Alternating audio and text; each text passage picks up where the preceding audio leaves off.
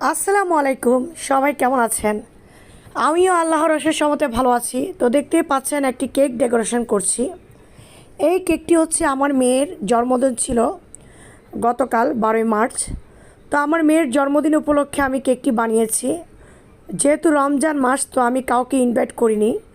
ঘরের মধ্যে শুধু আমার মেয়ের আবদার একটা কেক তাকে বানিয়ে দিতে হবে। যেহেতু মা কেক বানায়, তাই তো অবশ্যই মেয়েকে একটা কেক বানিয়ে দিতে হবে। তবে বার্থডে পালন করা কিন্তু আমাদের নিষেধ। তারপর আমরা বাচ্চাদের একটু খুশির জন্য এটা করি। তবে যেটা নিষেধ সেটা অবশ্যই মানতে হবে, অনেকেই সেটা মানেন না। হ্যাঁ, তো আমরা বাচ্চার খুশির জন্য এটা একটু করি আর কি। যাই হোক, আমাদের বড়দের আমার করি না বার্থডেটাতে। তো মেয়ের জন্য কেকটা ডেকোরেশন করছি। ছোট মেয়ে আবদার করেছে, আম্মু আমাকে একটা কেক বানিয়ে দিবে। তো ঘরের মধ্যে একটা কেক বানিয়ে ফেললাম, দেখতেই পাচ্ছেন। তো আমি ব্রাশের সাহায্যে দেখতেই পেলেন একটা ডিজাইন করে নিলাম কাটা কাটা করে। তারপর আমি হুইপ ক্রিমের সাথে চকলেট ইমালশন দিয়েছি। চকলেট ইমালশন দিয়ে তারপর আমি লম্বা লম্বা করে দাগ টেনে নিচ্ছি, দেখতে পাচ্ছেন। তো এই যে দাগ টেনে নিচ্ছি,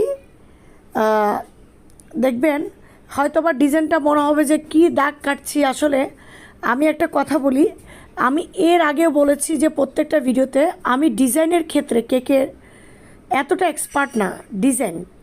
তবে কেকের টেস্ট বলতে গেলে আলহামদুলিল্লাহ দোকানের চেয়ে ভালো, সেটা বলবো যে আলহামদুলিল্লাহ।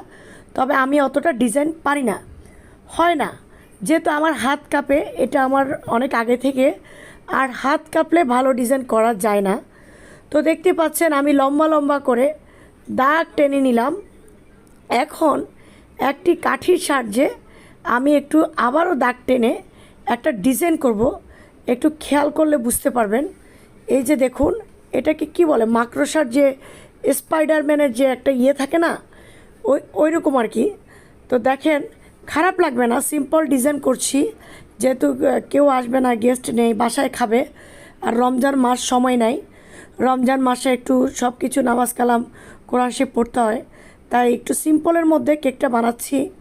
তো দেখুন কেমন হচ্ছে আপনারা। তো পার্পল কালার আমি হুইপ ক্রিমের সাথে একটু পার্পল কালার মিক্স করে তারপর দেখতে পাচ্ছেন আমি রোজ নজেল দিয়ে রোজ গোলাপ তৈরি করে নিচ্ছি, দেখতে পাচ্ছেন খুব সুন্দর করে। তবে আমার হাত কাঁপে, যার কারণে একটু প্রবলেম হয়। আমি জানি না আমার হাত কেন কাঁপে, বিশেষ করে আমি কেকের কাজ করতে গেলে আমার হাত কাঁপে। তো দেখতে পাচ্ছেন কেকটা আসলে সিম্পল হলে কিন্তু ডিজাইনটা কিন্তু খারাপ না, বা ভালোই লাগে। আসলে কেক হচ্ছে এমন একটা জিনিস যেটা আপনি কালার দিয়ে যেভাবেই করেন না কেন খুব সুন্দর লাগে। তো দেখবেন আপনারা কেকটা কেমন হচ্ছে, শেষ পর্যন্ত একটু কষ্ট করে ধৈর্য ধরে দেখবেন। তো আমাকে অনেকেই বলে, দুষ্টুমি করে যে সিটির বাইরে অর্ডার মানে নেই না কেন। আসলে এই বার্থডে কেক কিন্তু সিটির বাইরে নেওয়া যায় না। হ্যাঁ, নিতে পারবেন যদি আপনি নিজের হাতে করে নিয়ে যান, পার্সেল করা যাবে না। লং জার্নিতে এই কেক কি বলে, মানে গাড়ির যে ধাক্কায় এই কেকটা ক্রিমগুলো নষ্ট হয়ে যাবে। তো যাই হোক, দিতে পারলে তো আমাদেরই লাভ, অর্ডার নিলে তো আমাদেরই লাভ, তাই না? কিন্তু আমরা কিভাবে দিব বলেন, ক্রিমটা তো নড়ে গেলে আর কেকটা দেখেও শান্তি নেই, খেয়েও শান্তি নেই। সো এই যে দেখুন, আমি আরেকটা ছোট স্টার নজেল দিয়ে সাইডে বর্ডার করে নিচ্ছি। ছোট স্টার, বড়টা দিই নাই, ছোটোটা দিয়ে, যেহেতু আমার পাশে বিট কম। তো এই কেকটার ওজন কতটুকু হয়েছে আপনাদেরকে আমি বলি। আমার না কেক বানাতে বানাতে এখন ছোট কেক আমার চোখে লাগে না। এই কেকটা 3 পাউন্ড 150 গ্রাম হয়েছে। দেখুন, আমার ঘরে 5 জন মেম্বার, 5 থেকে 6 জন মেম্বার, কিন্তু এই কেকটা 3 পাউন্ড 150 গ্রাম। তবে হ্যাঁ, হয়তো আপনারা অনেকে বলবেন তাহলে এত বড় কেক বানিয়েছেন কেন। তো এত বড় কেক ভাইয়ের মেয়ে ছেলে মেয়েরা সবাই আছে, তো যার কারণে সবাই আশেপাশে আছে, তো তাদেরকে একটু একটু করে দিব, ওদেরকে ফেলে তো আর খাওয়া যাবে না। তো যাই হোক, দেখতে পাচ্ছেন আমি কেকটা সুন্দরভাবে বর্ডার করে নিচ্ছি। দেখুন, কেক আপনি যেই কোনো কালার দিয়ে বা যেভাবে করেন না কেন, দেখতে পাচ্ছেন আমার কাছে খুব ভালো লাগে। তবে একটা কি জানেন, আমি না বার্থডে কেক মানে ওই বলে না যে রাধে সে খেতে পারে না, তা আমি বানাই, আমি তেমন একটা বার্থডে কেক খাই না। তবে হয়তো অনেকে বলবেন হয়তো মজা হয় না তাই খায় না, না আলহামদুলিল্লাহ যারা আমার কেক খেয়েছে তারা বলতে পারবে যে আমার কেকের টেস্ট কতটুকু। আর যারা বলবেন যে না মজা হয়নি তাদেরকে বলবো অবশ্যই আমার বাসায় দাওয়াত, চলে আসবেন। হ্যাঁ, আপনাদেরকে আমি কেক বানিয়ে খাওয়াবো। আশা করি আপনারা আমার কথাটা বুঝতে পেরেছেন।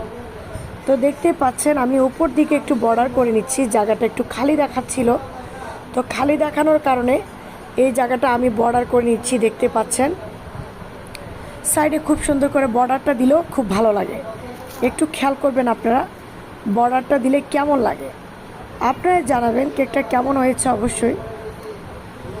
তো যা হোক, মেয়ের বার্থডেতে একটা কেক বানাতে পারছি এবং কিছু মানুষকে ইফতার খাওয়াতে পারছি, ওইটাই বড় শুকরিয়া মহান আল্লাহ তাআলার দরবারে, লাখ লাখ শুকরিয়া।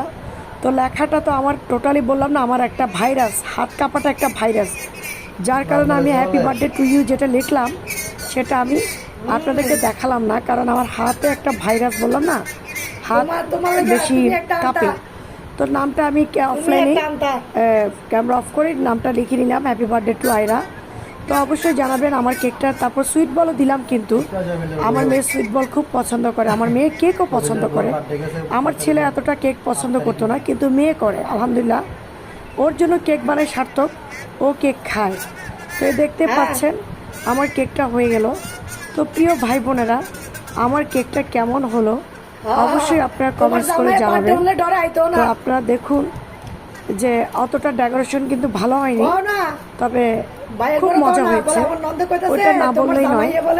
তা আমার কাছে কিন্তু কালারটা ক্যামেরাতে কিরকম আসছে আমি জানি না, তবে বাস্তবে কিন্তু কালারটা অনেক সুন্দর, অনেক ভালো লেগেছে আমার কাছে।